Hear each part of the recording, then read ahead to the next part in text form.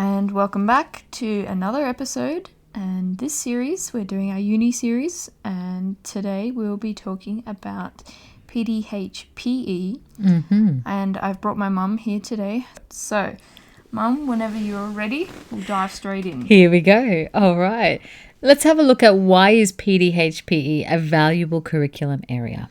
Oh, okay. So, I think PDHPE really equips students in primary schools to take initiative about their own and others' health, safety, and well-being. It really develops resilience, belonging, collaboration.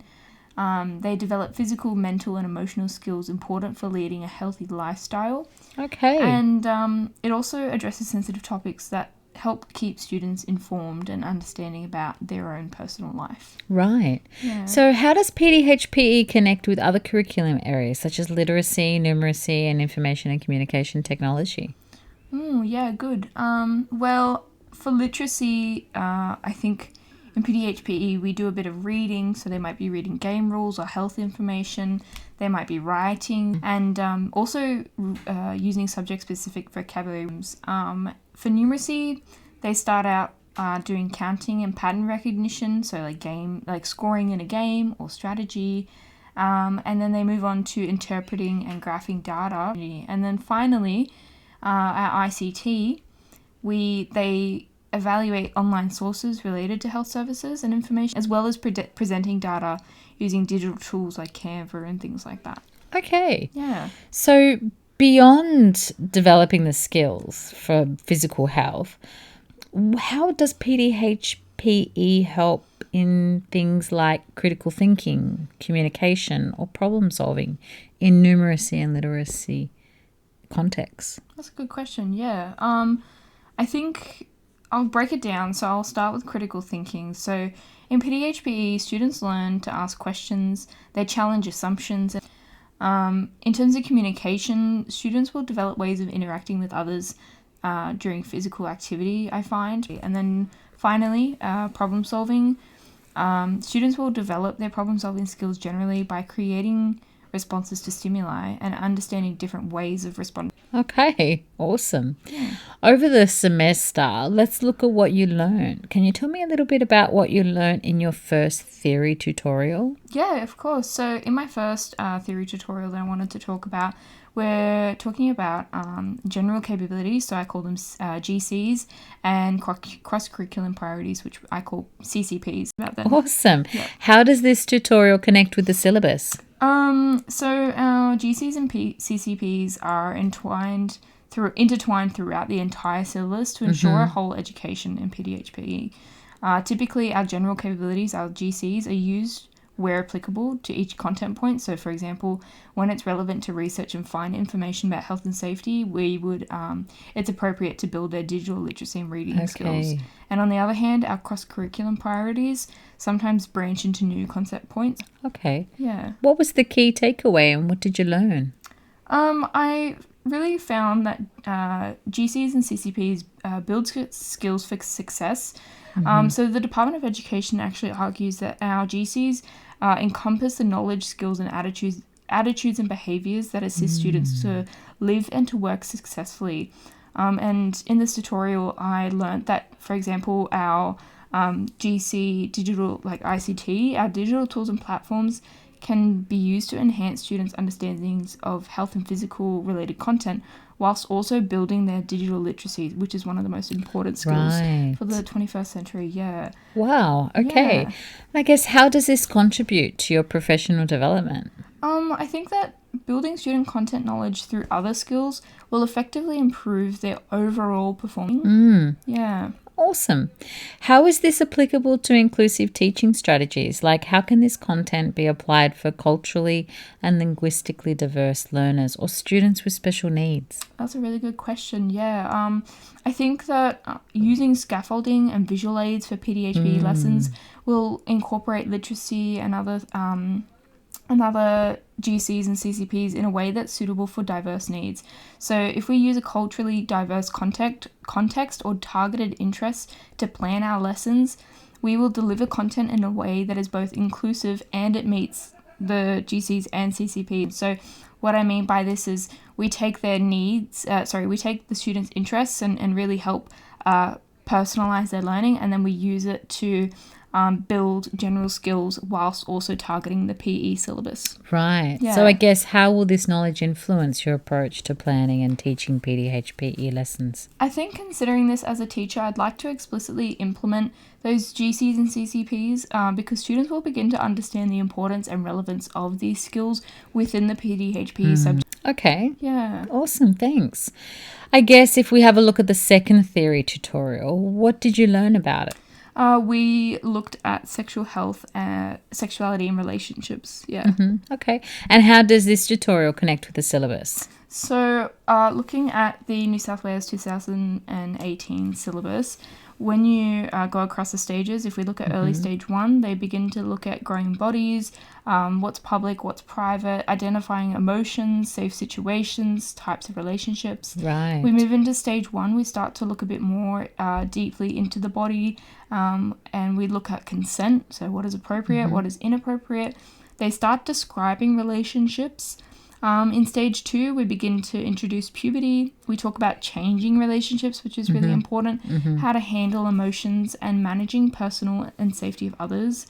And then finally in stage 3, we talk about like changing feelings, puberty at different times and at different levels, managing puberty and expressing emotions and managing relationships engaged. Okay. Yeah. I guess what were the key takeaway for you? For me, I think that I found sexual health and relationships are actually an integral part, but of the education, but can be controversial and a sensitive subject to teach, which I understand. When I looked at the Department of Education sexual health fact sheet in 2016, they indicated that sexuality education lays the foundations by learning the correct names for the parts of the body, understanding principles of human reproduction, exploring family and interpersonal relationships, and learning about safety and all of that stuff. So, Okay, yeah. Great. I guess how does this contribute to your professional development? For me, I think I've really begun to understand that it's important to be objective and sensitive when it comes to these topics. Okay. And I guess looking at inclusive teaching strategies, how can this concept be applied for culturally and linguistically diverse learners or students with special needs? Students with these extra needs, they may be able to use accurate, the teachers should be providing accurate models and things like that to discuss different body parts or processes. They may also be using different visual aids or helping them understand terminology, because sometimes a lot of these words and things are new to them. And I think the most important thing overall is being objective. Right. Yeah. And I guess how will you use this knowledge to influence your approach to planning and teaching the PDHPE lessons? I think I've probably already covered that. So again, when I'm teaching it, just making sure that my students are comfortable, that I'm being as transparent as I possibly can be. Great. Yeah. I guess if we now look at your first practical tutorial, how does it connect with the syllabus and what were the key takeaways? So for the first practical tutorial, we looked at Aboriginal and Torres Strait Islander games. Aboriginal and Torres Strait Islander games, you don't really see too much of it in the syllabus, particularly for early stage 1. When you look at stage 1, they start to explore the significance of storytelling in dance, music and song. So they start to look at how Aboriginal and Torres Strait Islander cultures and knowledges is implemented in movement. And then in stage 2, they start to learn about and participate in these games. And then in stage 3, they start to examine how involvement in these games promotes connection and intercultural understanding. So really from this lesson, I learned that Aboriginal and Torres Strait Islander knowledges and cultures can be integrated into PE lessons in a fun and non-intimidating manner. Yeah. Great. Yeah. How would this contribute to your professional development? I think as a teacher, it's really important. We're getting them to think about how do we approach something that is culturally different to our own. So I also like it's given me a chance to understand that when we teach these games, we need to think about it, and we need to make it meaningful for them, rather than just a form of rote learning and, Right. just to tick a box. Sure. Yeah. And I guess how can that be then applied for our culturally and linguistically diverse learners or students with special needs? Can you give me an example?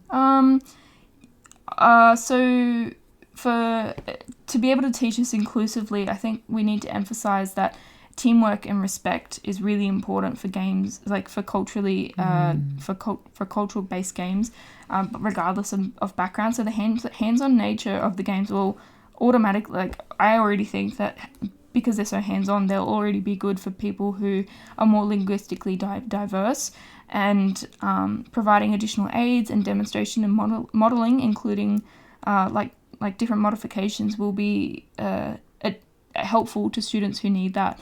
Okay, fantastic. I guess what did you learn about in your second tutorial? And what were the key takeaways?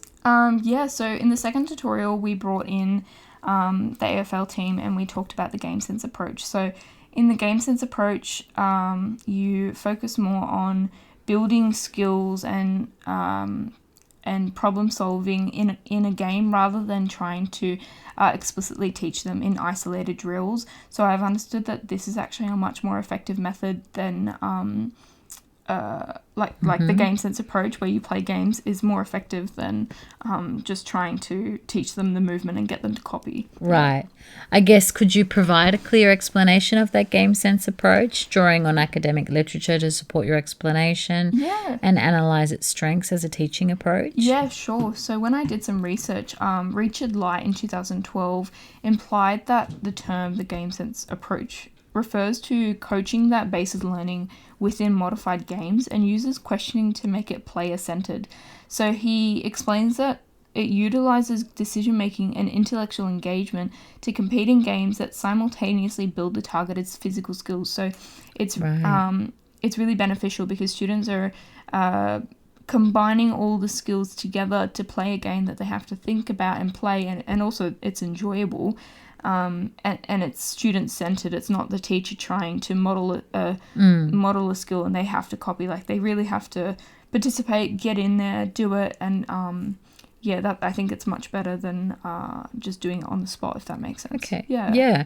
Can you link the PDHPE syllabus by drawing on strands and outcomes? Sure, yeah. So the game sense approach, again, appears through all stages in the movement, skills, and performance strand. So for the early years, they just sort of start exploring possible solutions to movement challenges. They might be thinking, what's one way I could do it? And then as they move through the years, they begin to apply these solutions, and also begin to compare which solution works better and why. So when they start to play games, they really think about, what strategy am I going to use? Is this the best one that I can use? Yeah. Fantastic. And how does this contribute to your professional development? So as a future teacher, I think it's really important to use the game sense approach to help understand different methods and strategies of teaching content. There's not always one way to do physical education, so the game sense approach is just one way that I can go about it. And how, again, is this applicable to include teaching strategies for content to be applied to culturally and linguistically diverse learners or students with special needs? So to make this more inclusive, because the game sense approach is so flexible, you can really play around with it and make it work for every student. So using soft balls, or increasing the field, or changing the duration of time for the game. So doing all of these things is going to suit pretty much all students, no matter what background that they're coming from. Okay, great. Yeah. So I guess over the semester, what have you learned about how it will inform your approach to teaching PDHP in future? So throughout the semester, I've begun to understand that PDHP should be focused on meeting students where they're at and building their skills from there. So it's important to be sensitive about subject matter and be inclusive for all students, but also you need to be, as a teacher, objective and confident. I've found that the learning activities, they were really good at helping me broaden my knowledge of the different ways that we can teach fundamental skills, and talking about different concepts and looking at different perspectives of how to approach these concepts as Right. well. Yeah. Okay. And how did the learning activities relate to theory and content? I found that the learning activities were really good because we could understand what the different, like as I mentioned, we looked at different perspectives of different key points in the syllabus, and we also just were able to be firsthand participating in games, so I could really understand from a student's perspective, does this strategy work? Could I make it better? Things like that. Right. Yeah. How do you feel now about teaching PDHPE after studying this subject? A bit easier, yeah. I don't have to be an athlete and I don't have to be a health professional, which is good news. I thought I did, so